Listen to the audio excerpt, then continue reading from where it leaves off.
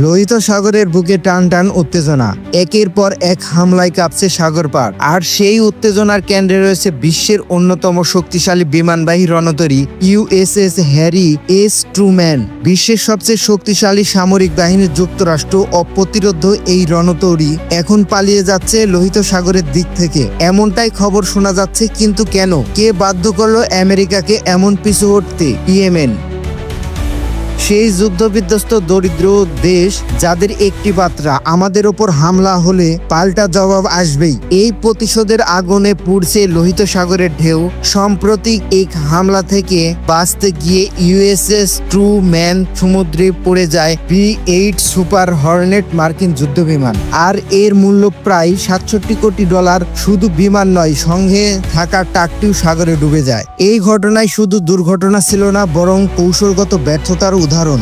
এটি শুধু অর্থনৈতিক ক্ষতি নয়, এই ঘটনা মার্কিনীরা মনে বড় ধাক্কা দিয়েছে। খবর এসেছে লোহিত সাগর থেকে ছেড়ে যাওয়ার প্রস্তুতি নিচ্ছে ইউএসএস হ্যারি ট্রুম্যান ও তার সঙ্গে থাকা যুদ্ধ জাহাজগুলো। ইয়েমেনের প্রতিরক্ষা মন্ত্রণালয়ের একটি সূত্র আল মাসিরা টেলিভিশনকে জানিয়েছে, রণতরীটি এবং এর সঙ্গে জাহাজগুলোর যে কোনো মুহূর্তে সাগর অঞ্চলে থেকে সরে যেতে পারে। এই সিদ্ধান্তের পিছনে রয়েছে একাধিক ঘটনা, যা একের পর এক প্রমাণ করে দিচ্ছে এখন আর ইয়েমেনকে অবহেলার চোখে দেখার সুযোগ নেই।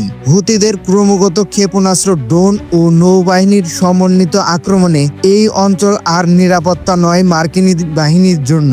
হেই দর্শক, বদলে গেছে সময়ের হিসাব। এই প্রথম নয়, অতীতে ইয়েমেনের পাল্টা হামলায় পিছু হটেছে মার্কিন রণতরী।